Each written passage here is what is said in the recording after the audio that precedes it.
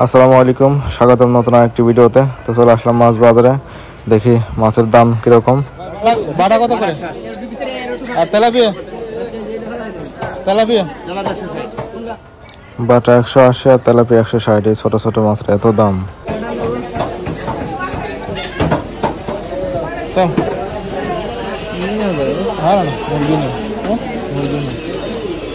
এই বাটা ভাই মোবাইল গেছিলাম, এই বাটা 200 টাকা বেচছে।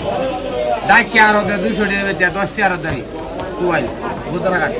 এই যে বিড়িটা দিয়েছে রূপসাদা কত? 180।